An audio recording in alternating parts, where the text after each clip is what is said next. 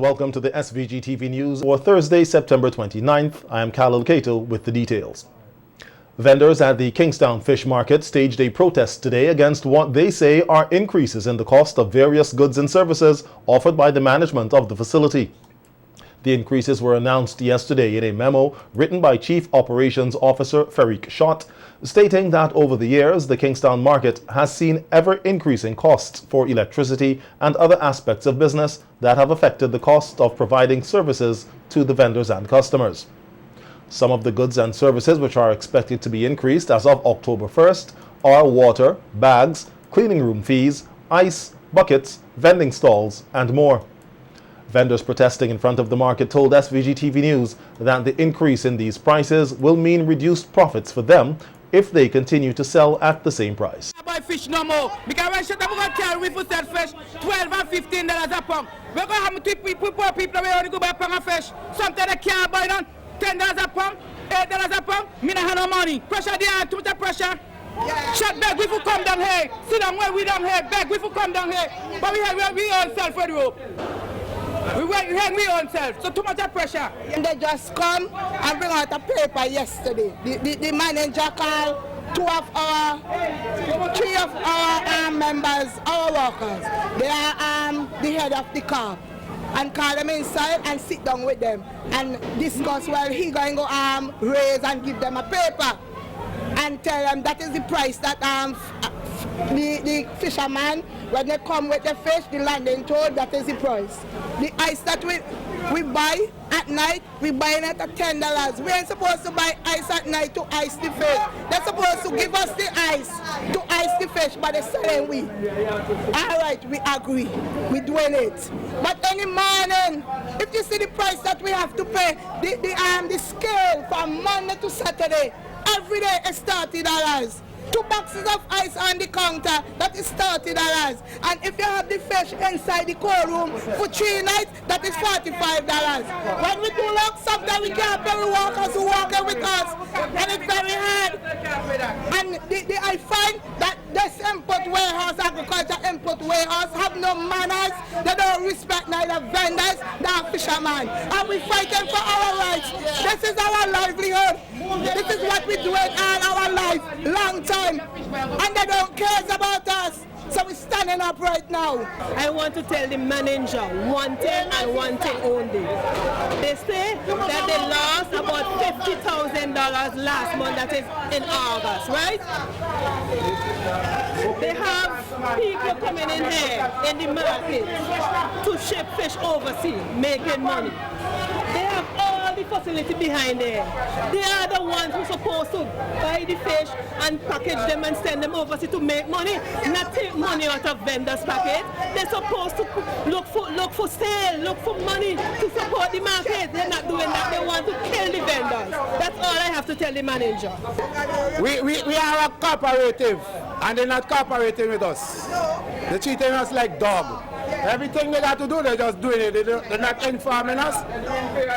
This is the second time for the year they raise price on us. And we have to raise fish. And when we raise the fish, it's going to be hard for poor people. Because it's not easy to sell a pound of fish for $15. It's just 2 slices or 3 slices.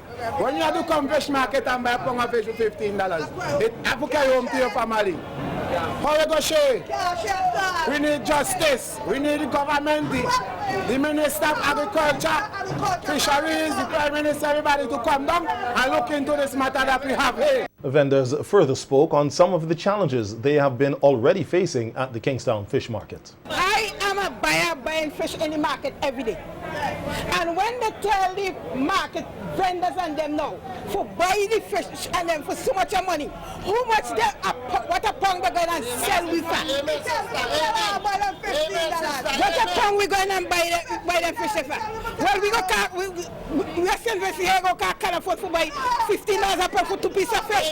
2 pieces of fish? No, that is not right.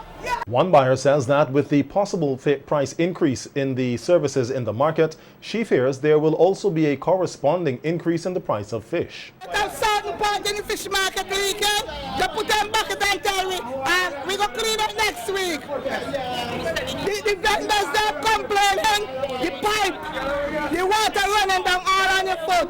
They tell me, they bringing the plumber to watch it, and next week, nothing will happen. And it's more than one vendors who complaining about that situation. And they're taking this big lump sum of money. This morning is $106 I paid. Other vendors pay $165 and all them things there. This is like the wickedness. And they're telling me the market ain't making no money. Close it if it ain't making no money. Send we on the road where we're going to sell we fish. They take too much money from us. Meanwhile, a fisherman and boat owner, Andrew Gould, who noted that there is also an increase in the fish landing of various fish, said he is refusing to stand with the fish vendors.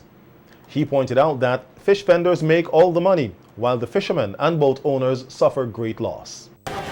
My problem is that we're catching the fish and we don't get any kite money for the fish. Because if you're not buying the fish cheap from us, and let's say it's expensive. And then we know the consumers blaming the fisherman that we're selling the fish today. Not we selling the fish, the vendor we're selling the fish. Me as a boat owner, now when you go fishing amber fish, you go deep and fishing fish. You look at 300 pound of fish before you could buy a tank of gas. That is ridiculous. Right? So now the market bring on the crisis and the vendors them, they want the fisherman to deal with them, to train with them. I don't train with no vendor to do nothing. You understand? I'm saying if I have to go on the road, I'm going to go on the road and sell my fish. Because it ain't fair. It ain't fair. Because the gas is expensive and everybody know that. You can't buy fish for $2 a pound and want to sell it for $7 a pound and $8 a pound. It ain't nice for we. So now the crisis come down, everybody running now, fishermen should come and do this. I ain't going with nobody. You can't pay for nothing. You understand? So that is just my whole issue with the thing. Prime Minister Dr. Ralph Gonsalves says that under the ULP government, salaries and wages have increased substantially in real terms since 2001. Noting that this is something the critics would never acknowledge, the Prime Minister told listeners of Star Radio that at the same time, there has been a reduction in taxes. We have revamped taxes in the sense of having a value-added tax rather than the consumption tax. And a lot of other irritating little taxes, which we abolished. The tax take as a percentage of gross domestic product has fallen in St. Vincent and the Grenadines. The Prime Minister pointed out that the per capita income nominally of Vincentians when his administration took office was under $8,000 per year and is now averaging well above in the area of $20,000. Income per head of population is in the region just over $20,000. We're talking about 2.5, nearly 3 times nominally. Mm-hmm. But if you take inflation as accounting between 40 and 50% maximum, you see the real increase. 748 students graduated from all 4 divisions of the St. Vincent and the Grenadines Community College yesterday. Speaking at the graduation ceremony at the Victoria Park, Director of the SVGCC, Nigel Scott, spoke of the new strategic plan at the college, which intends to focus on 3 key areas: access, community engagement, and economic empowerment. They will also seek to expand reach and impact in St. Vincent and the Grenadines.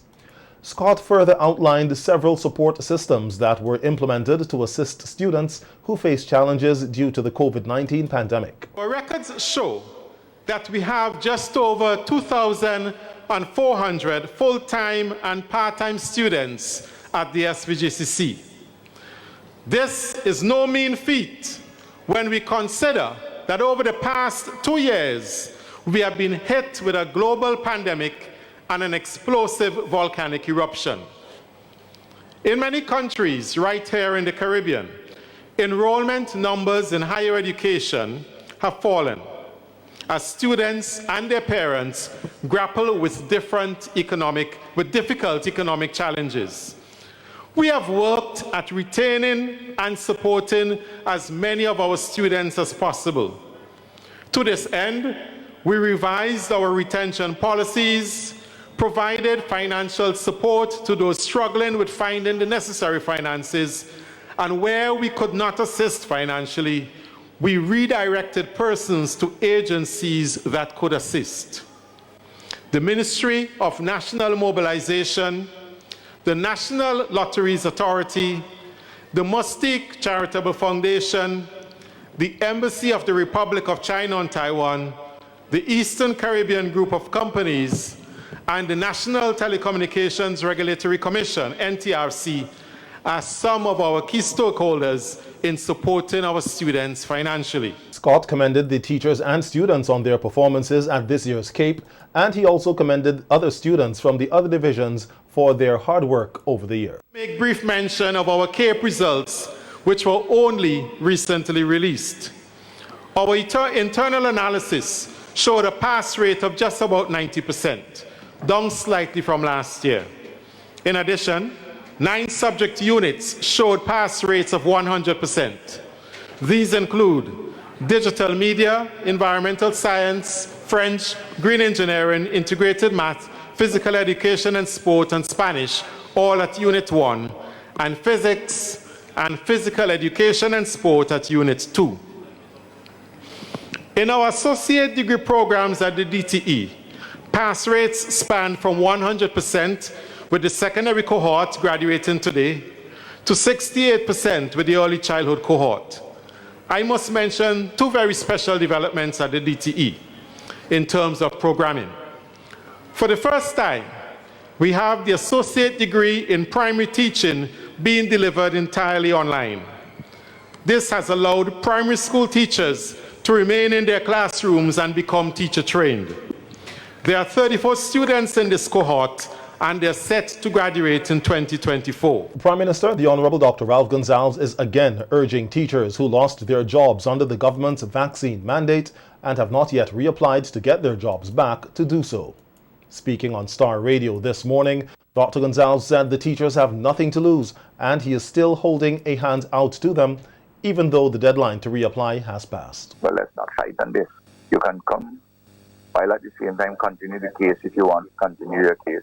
You know what I mean? Yes.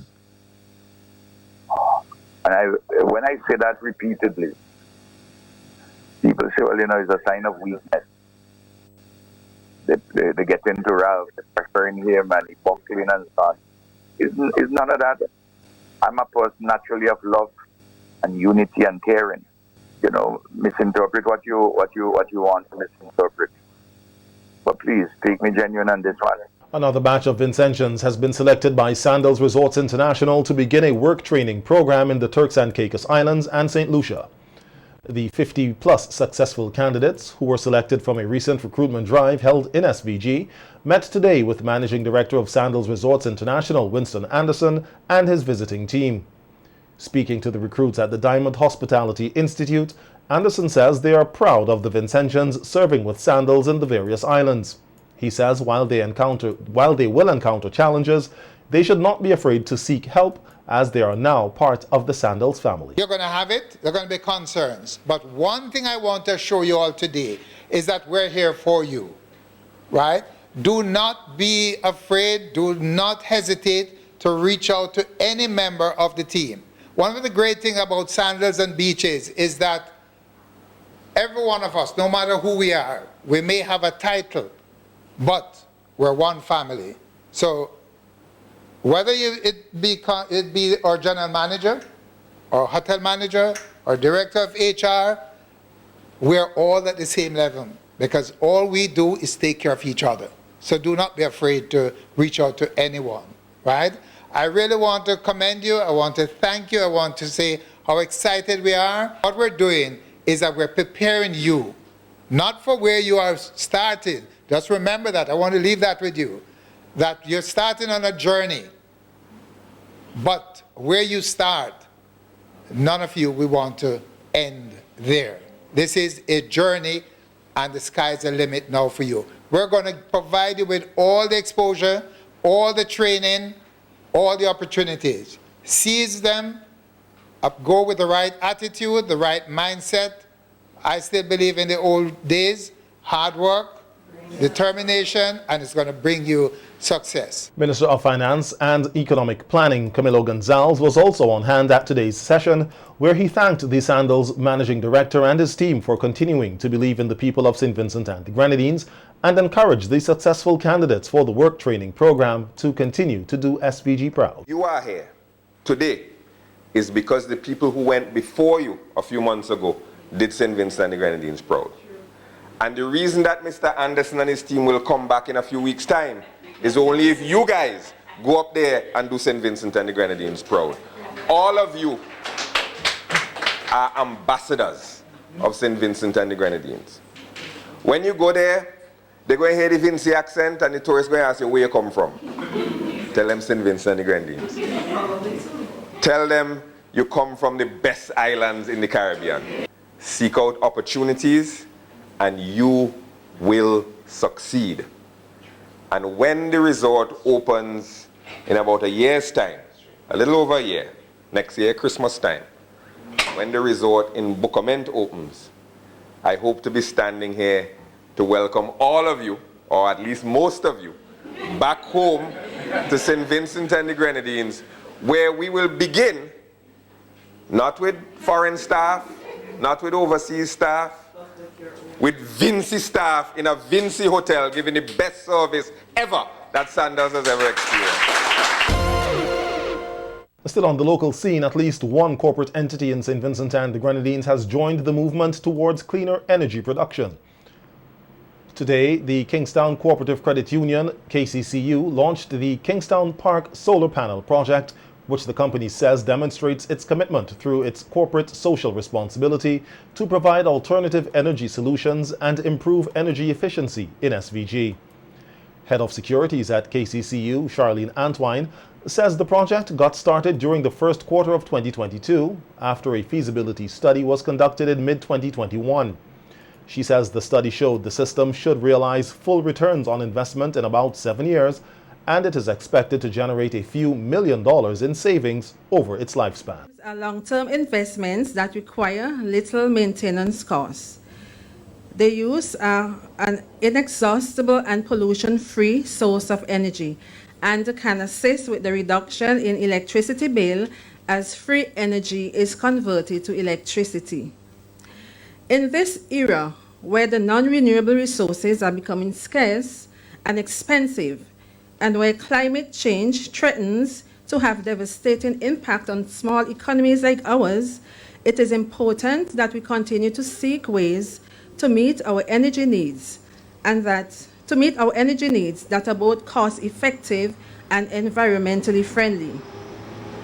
KCCU is paving the way in this regard. President of the Board of Directors of the KCCU, Terrell Mapp, says the solar farm has the capacity to produce 121 kilowatts of clean energy, representing an investment of over $700,000.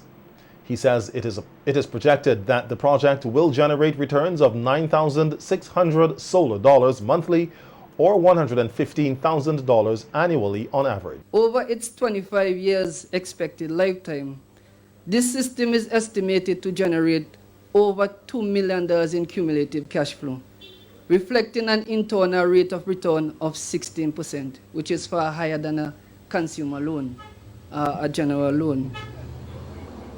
This solar farm initiative follows the successful implementation of a 47 kilowatt system at our Kingston office and an 11.4 kilowatt system at the Morocco branch at a capital outlay of over $314,000. Taken together as a collective, KCCU has installed close to 180 kilowatts of solar energy that will generate $13,000 in returns monthly, or $156,000 annually, at an investment of over $1 million. This represents the largest investment in clean energy by a financial institution in St. Vincent and the Grenadines. MAP says KCCU's investment in solar PV is not all about profit maximization, but more so in their understanding that harnessing renewable energy brings tremendous benefits to the environment and the economy. Indeed, at KCCU, we are cognizant of our country's dependence on imported energy and the impact fluctuations in the price of fuel have on our cost of living, business competitiveness, and the overall performance of the economy. Further, the need for us to steadily reduce our carbon footprint so as to slow the pace of climate change and preserve our planet for future generations cannot be fully overstated. So, embedded in this milestone here today is the vision, the ideal that while our core activity at as a credit union remains the granting of loans, we must evolve with the changing times. We must align our strategies with national, regional, and global imperatives. We must be unafraid to challenge the status quo, and we must be unafraid to take bold decisions. We must continue to be responsive and responsible. Area Representative Major Sinclair Leacock, who also addressed the ceremony, says he is grateful that what he has advocated for over the years has come to reality through the efforts of KCCU. That day will come when you actually buy any roofing that you would have built into it, the solar panels, as a one-stop shop. That's how fast this technology is going to travel. So that the visionary work of KCCU would be inspirational in directing our business houses in the world that is just around the corner. A Vincentian history professor residing in the United States is of the view that if the leaders of the two major political parties in SVG lead their respective parties to the position of a change from the British monarchy, there will be overwhelming support for this to take place among the Vincentian people. Speaking on VC3's Roundtable Talk program last evening, Professor Gary Michael Denny said a mistake that was made in the referendum of 2009 was that the vote became a test of political strength between the competing parties rather than the opinions of Vincentians on what should have been a single question: should SVG remain part of the monarchy? Vincentians are pretty much, as of this moment, locked into their parties. So if the parties agree, then the public is not going to, disagree. So to me, the Prime Minister and the opposition leader, they can in fact hold hands and take us across the border. If both of them recognize that this is something that is in the national interest of St. Vincent, that it is protective of the idea of sovereignty for future generations, it repairs a past where we were once sovereign and we lost that. So it seems to me that Dr. Friday and Dr. Gonsalves, that they have it within their power to tell to state as a specific principle of their parties, this is what we will do, and we can. And I don't see, as Dr. Scott has indicated, some kind of fundamental opposition in St. Vincent to having a Vincentian stand as the person presiding over ceremonial functions, etc., etc., and so on. As in theory, we do now, except with the shadow of the monarchy lingering over that person. Another panelist on the program was history lecturer at the University of the West Indies Cave Campus, Barbados, Vincentian Dr. Cleve Scott, who says as times change, people also change, and from the last referendum held over 10 years ago, there should be a new dispensation with people more educated, more informed, and more anti-colonial, which should make the case for moving away from the monarchy much easier. Because they must have asked themselves, especially at a time like this, when we had to declare a period of mourning, when people thought they were going to get a public holiday, and so on, when people see you have to swear to the Queen, heirs, and successors, as Dr. Denny said, you are committing yourself and your people into perpetuity. And why are you doing that to people who abuse you as colonial citizens?